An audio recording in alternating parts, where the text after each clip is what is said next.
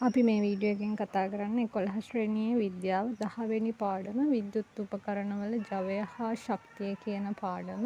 මීට කලින් පාඩම් 9 ෂෝට් නෝට් වීඩියෝ විදිහට channel එකේ දාලා තියෙනවා. 11 වසර ඒ වගේම 10 වසරත් ෂෝට් නෝට් වීඩියෝස් තියෙනවා. ඔයාලට එක්සෑම් එක ලං වෙලා පාඩම ඉක්මනට මතක් කරගන්න වැදගත් කරුණු ඉක්මනින් සහ ලේසියෙන් මතක තියාගන්න channel එක subscribe කරලා එකතු වෙන්න. ඒ වගේම ඕලෙවල් කරන ඔයාලගේ යාළුවොත් අතර share කරගන්න.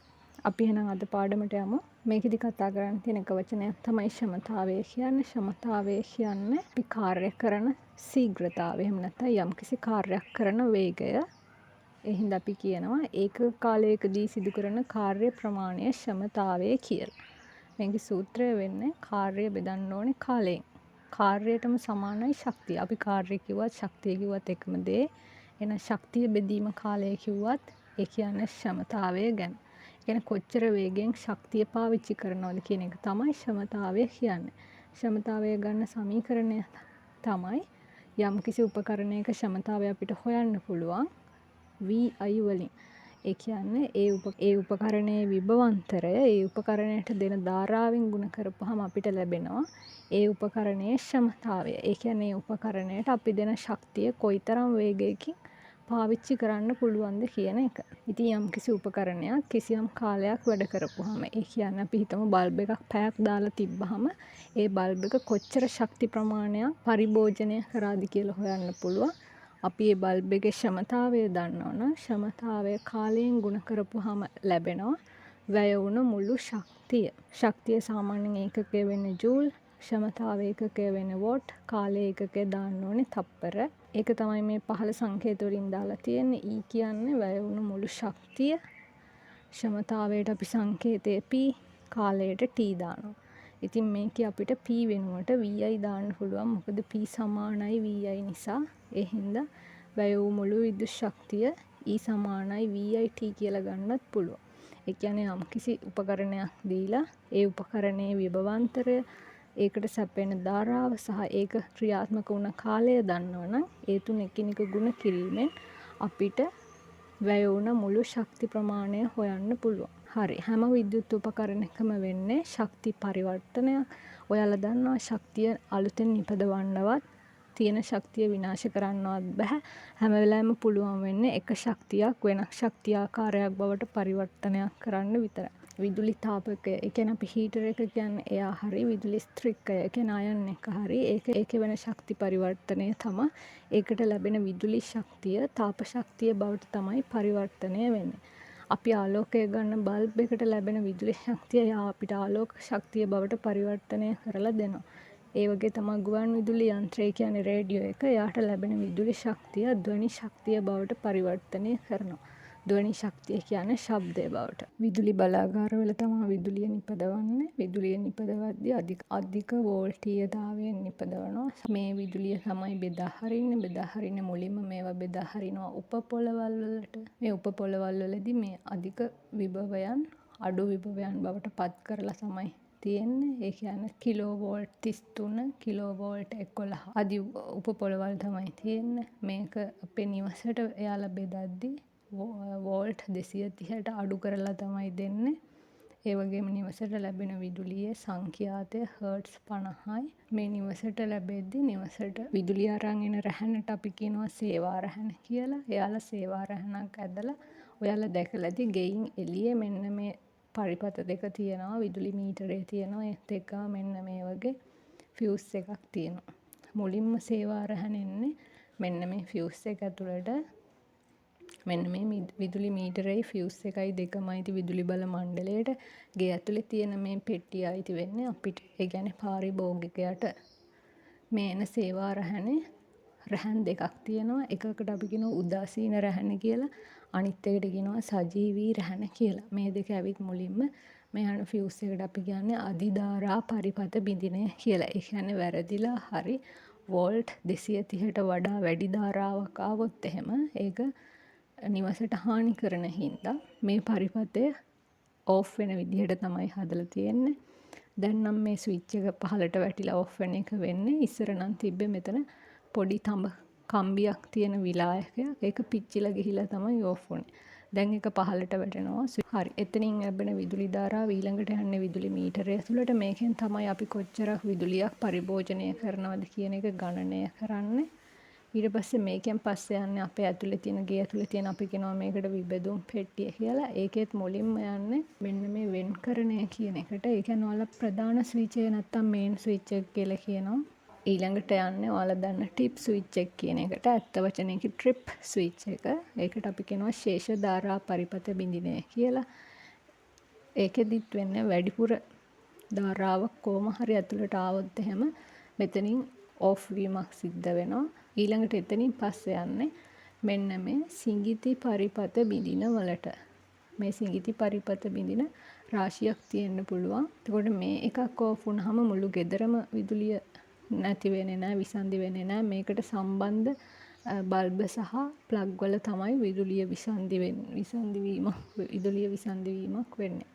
ට්‍රිප් ස්විච් එක ඕෆ් වුණොත් මුළු ගෙදරම විදුලිය බිඳ වැටෙනවා. ඔයාලා ඒක දන්නවා. ඒ වගේම අපිට මේ වෙන්කරණය, ඒ කියන්නේ මේන් ස්විච් එකනොත් මුළු ගෙදරම විදුලිය කපා හැරීමක් කරන්න පුළුවන්. මේ සිඟිති පරිපථ බිඳින වලට අපි කෙටියෙන් කියනවා MCB කියලා. ඒ වගේම පස්සේ විදුලි රැහැන් යනවා බල්බ් වලට සහ කෙවෙනි වලට. හරි. අපි මේකේ කෘත්‍යයන් බලමු. මුලින්ම ෆියුස් එක අර ගෙදරින් එළියේ තියෙන ෆියුස් එක විදුලි මීටරෙත් එක්ක තියෙන ෆියුස් එක. ඒකට අපි කියනවා අධිධාරා පරිපථ බිඳිනය. මේක අපි කියවනේ සේවා රැහැන දිගේ රැහැන් දෙකක් එනවා. උදාසීන රැහැනයි සජීවී රැහැනයි කියලා. ඒකෙන් මේකෙදී විසන්ධි කරන්නේ සජීවී රැහැන විතරයි. මේක අයිති වෙන්නේ විදුලි බල මණ්ඩලයට. මේක තුල යන්න පුළුවන් උපරිම ධාරාව ඇම්පියර් 40යි. ඊට වඩා ගියොත් මේක ඕෆ් වෙනවා.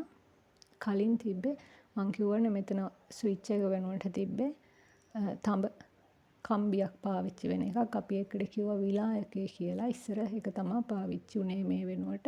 එතකොට ඒකෙදි වෙන්නේ කම්බිය පිච්චිලා යනවා. එතකොට අපි ආයෙ මේක රීප්ලේස් කරන්න ඕන. අලුතෙන් දාන්න ඕනේ. ඒක හරි කරදර හින්දා තමයි දැන් ස්විච් එකක් දාන එකක් හදලා තියෙන්නේ. ඊළඟට දෙවෙනියට විදුලි මීටරය. මේකේ තමයි භාවිත වෙන විද්‍යුත් ශක්ති ප්‍රමාණය මනින්නේ. මනින ඒකකය වෙන්නේ කිලෝවොට් පැය.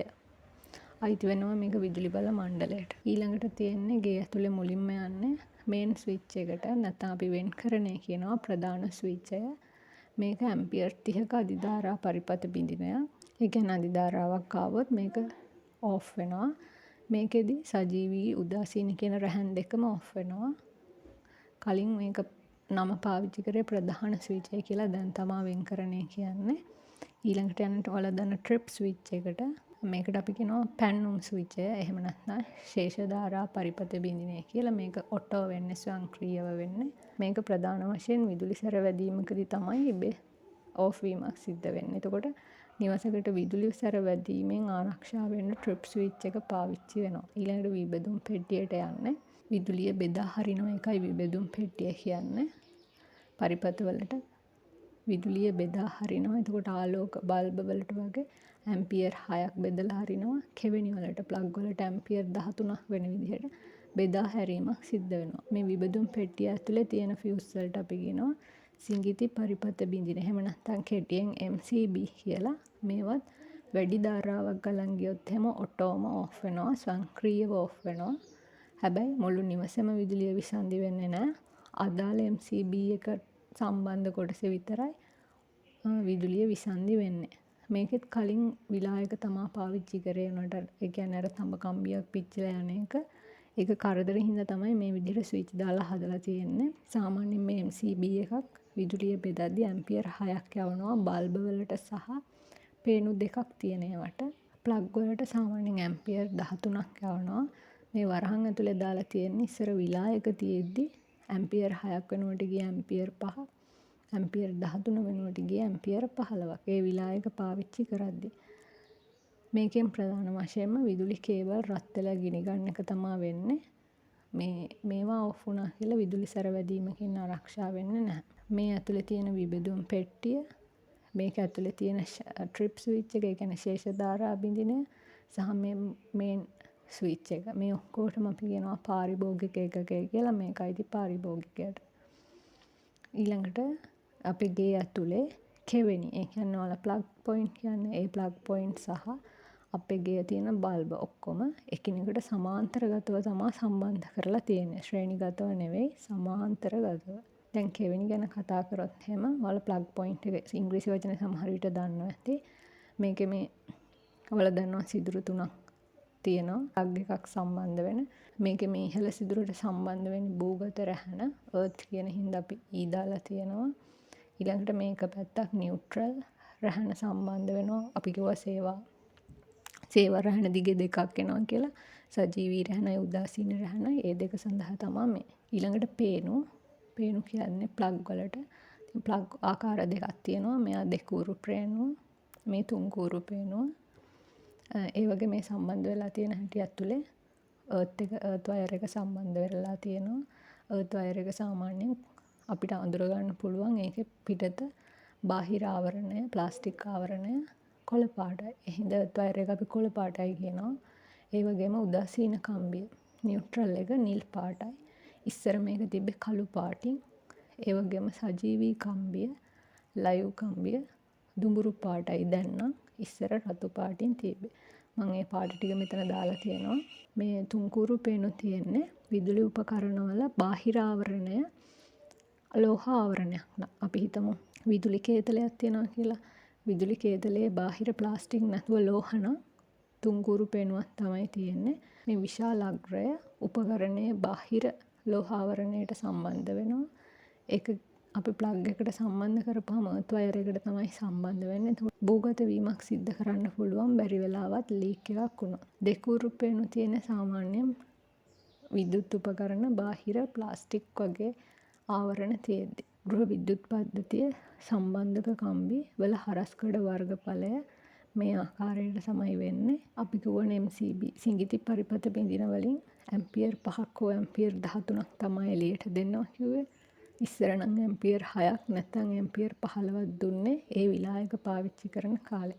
ඉතින් ඇම්පියර් 5ක් යවනවා නම් ඒකට පාවිච්චි කරන්න ඕන කම්බිය වර්ග මිලිමීටර 1ක හරස්කඩ වර්ගඵලයක් තියෙන තඹ කම්බියක්. මේ ඇම්පියර් ගාන යවනවා නම් 13ක් හරි 15ක් හරි හරස්කඩ වර්ගඵලය වර්ග මිලිමීටර 1.5ක් වෙන්න ඕනේ. එතකොට අපේ ගෘහ විද්‍යුත් පරිපථය තමයි අපි කතා කරේ. ඒක පූර්ව ආරක්ෂක උපායන් කීයද කියලා අහුවොත් උපායන් දෙකයි තියෙන්නේ. ඒ කියන්නේ අර එළියේ තියෙන ෆියුස් එහෙම සලකන්නේ නැහැ. එයාලා ඉබේම ඔෆ් වෙන්නේ නැති හින්දා සලකන්නේ ඉබේම ඔෆ් වෙන පැන්නුම් ස්විච් එක කියන ට්‍රිප් ස්විච් එකයි MCB සිඟිති පරිපත බිඳින. මේ දෙක තමයි පූර්ව ආරක්ෂක උපායන් වෙන්නේ. ඊළඟට මම කිව්වා විදුලිය මනින එකකගේ කිලෝවොට් පැය. ඉතින් අපි මේ විදිහට තමයි කිලෝවොට් පැය දක්වන්නේ. Simple K, capital W, simple H. මේ කිලෝවොට් පැය එක ජූල් කීයද කියලා බවට හරවන්නේ මේ විදිහට. එක දානවා කිලෝ වෙනුවට කිලෝ කියන්නේ 1000 බලය. වොට් එකක් කියන්නේ ක්ෂමතාවය එකකය. අපි කිව්වා ක්ෂමතාවය කියන්නේ තප්පරයට වැය කරන ශක්ති ප්‍රමාණය. එහෙනම් වොට් එකක් කියන්නේ තප්පරයට වැය කරන ශක්තිය හින්දා ජූල් එක. තප්පරයට ජූල් එක. පැය කියන්නේ තප්පර වලින් ගත්තොත් 3600ක්. මේ ඔක්කොම ගුණ වුණාම ජූල් එනවා 36ක් කියලා. එහෙනම් කිලෝවොට් පැය එකක් කියන්නේ ශක්තිය ජූල් වලින් 36ක්. ඇත්තටම මේක මෙන්න මේ වගේ දෙයක්. ඒ කියන්නේ ශක්තිය පාවිච්චි වෙනවා. එක තප්පරයකට ජූල් එක බැගින් මුළු පැයක් තිස්සේ පාවිච්චි වෙන ශක්ති ප්‍රමාණය තමයි මේ. මේ දාලා තියෙන වොට් එකක් තප්පරයට ජූල් එකයි කියන්නේ. හරි මෙතනින් වීඩියෝ එක ඉවරයි. අපි ඊළඟ වීඩියෝ එකෙන් හම්බ වෙමු.